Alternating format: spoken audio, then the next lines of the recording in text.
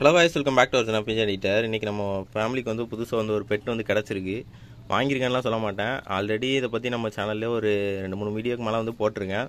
ஆனால் நிறைய பேர் இந்த பாக்ஸை பார்த்தோன்னா வந்து நாய்க்குட்டி வாங்கியிருக்கேன்னு நினச்சிருப்பீங்க. ஆனால் நான் நாய்க்குட்டிலாம் இல்லை. இந்த பாக்ஸ் வந்து நான் வந்து புறா வந்து கேரி பண்ணிட்டு போகிறதுக்காக வந்து வாங்கினேன்.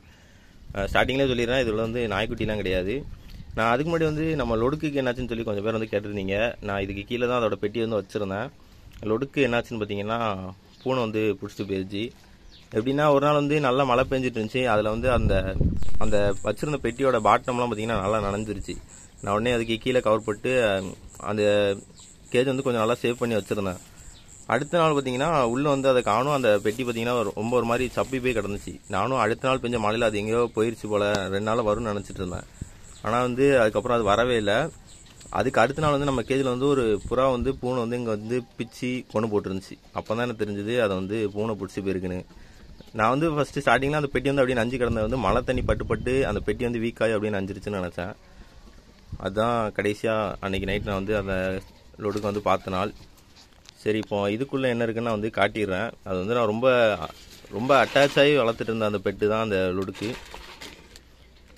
இதுக்குள்ளேயும் என்ன இருக்குன்னு நான் லொடுக்கை பற்றி பேச முடியல, நிறைய பேர் தெரிஞ்சிருக்கும்.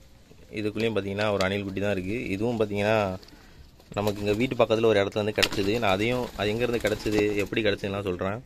அதுக்கு முன்னாடி முதல்ல இதை பார்த்துருவோம்.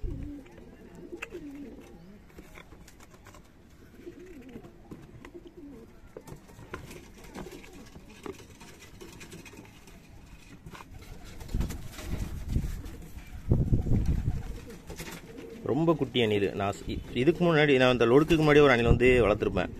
கிட்டத்தட்ட அந்த அணிலோட சைஸில் தான் பார்த்திங்கன்னா இது இருக்குது. இதுக்கு பார்த்திங்கன்னா ஆயுசு கெட்டின்னு தான் சொல்லணும். இதை கரெக்டாக ஒரு பூனை பிடிக்கிற டைமில் பார்த்திங்கன்னா இது வந்து எனக்கு கிடச்சிது. நான் அந்த பூனையை ஃபாலோ பண்ணி போய் தான் இந்த அணிலை நான் வந்து எடுத்தேன். அது எங்கே எடுத்தேங்கிறதையும் நான் அப்படியே இந்த வீடியோவிலே காட்டுறேன். எங்கள் வீட்டு பக்கத்தில் தான் அந்த இடம் இருக்குது. ரொம்ப குட்டி அணில். இதையும் பார்த்தீங்கன்னா ஆக்சுவலாக இந்த பெட்டி வந்து எனக்கு வந்து லொடு குளக்கம்பசிலே கிடச்சிருந்துச்சுன்னா நான் வந்து உண்மையிலேயே அது வந்து இந்த மாதிரிலாம் விட்டுருக்க மாட்டேன். இந்த கேஜுக்குள்ளே அதை சேஃபாக வச்சுருந்தேன். அப்புறம் அந்த பவுட்ரு வாங்கினதுனால தான் பக்கத்தில் மாற்றினேன், பூனை எங்கே வரப்போகுதுன்னு சொல்லி. ஆனால் அதெல்லாம் அசால்ட்டாக மேலே ஏறி வந்திருக்கு. அதுக்கப்புறம் இனிமேல் வரக்கூடாதுன்னு சொல்லி அந்த பூனை வர கேப்பு ஃபுல்லாக வந்து இந்த நெட்டை வந்து வச்சு அடைச்சிருக்கேன். அதுக்கப்புறம் இப்போதைக்கு பூனையோட பிரச்சனை எதுவும் இல்லை. நான் இவனை எடுத்து இடத்த உங்களுக்கு காட்டுறேன். இந்த தெரியுற அந்த கருவேல மரத்தில் தான் பார்த்தீங்கன்னா அந்த அணில் குட்டி பிறந்த கூடெல்லாம் இருக்கும். ஆனால் அந்த வெள்ளம் அந்த கூடெல்லாம் பார்த்தீங்கன்னா ரொம்ப டேமேஜ் ஆகி பிஞ்சு போய் கிடந்துச்சு. அதுக்கு கீழே போயிட்டு நான் அந்த கூடு எல்லாத்தையும் கட்டிட்டு எங்கேருந்து எடுத்தேங்கிறதெல்லாம் உங்களுக்கு சொல்கிறேன். இங்கே நீங்கள் பார்த்துட்டு இருக்க அந்த கட்டை கட்டியில் தான் அந்த குட்டி வந்து கிடந்துச்சு. அதோட கூடு வந்து மேலே தெரியுதா, அந்த இது தான். அந்த கூட்டில் இப்போ அணில் எதுவும் இல்லைன்னு நினைக்கிறேன். ஏன்னா அந்த மழை தண்ணி பட்டு அது ஒரு மாதிரி பொதுமி போய் ஒரு மாதிரி பிஞ்ச மாதிரி இருந்துச்சு. நானும் ரொம்ப நேரமாக அந்த அணில் குடி எடுத்துக்கப்புறமா அங்கே தான் உட்காந்துருந்தேன். அது வருமா, ஏதாட்டும் அணில் வந்துச்சுன்னா வந்து வாங்கிட்டு போகிறதுக்கு வந்து நிறைய சான்ஸ் இருக்குது. ஏன்னா அணிலில் வந்து நிறைய பேருக்கு தெரியாத ஒரு விஷயம் இருக்குது. அது என்னென்னா, இப்போ ஒரு பெண் அணில் வந்து குட்டி போட்டிருக்குன்னா அதோட குட்டி இல்லைனாலுமே சில நேரங்களில் கீழே கிடக்கிற குட்டியை எடுத்துகிட்டு போய் வந்து வளர்க்கும். இது உண்மைன்னு இப்போ கொஞ்ச நாள் முன்னாடி ஒரு வீடியோவில் வந்து நான் பார்த்துருந்தேன். சரி, அதான் ஏதாட்டும் வருமானு பார்த்தா ஆனால் ஒன்றும் வரல. ஃபஸ்ட்டு காலையிலேருந்தே பார்த்தீங்கன்னா அந்த இடத்துல ஒரு அணில் குட்டி வந்து கத்துற மாதிரி சவுண்டு கேட்டுச்சு. ஆனால் அது எங்கே கிடக்குன்னு எனக்கு தெரில.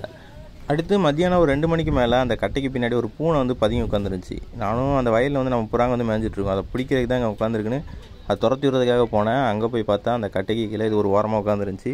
அதை பிடிக்க முடியாமல் தான் அந்த பூனை ரொம்ப நேரம் அங்கே சுற்றிட்டு இருந்துருக்குன்னு. அதுக்கப்புறம் தான் அங்கேருந்து அதை வந்து எடுத்துகிட்டு வந்தேன்.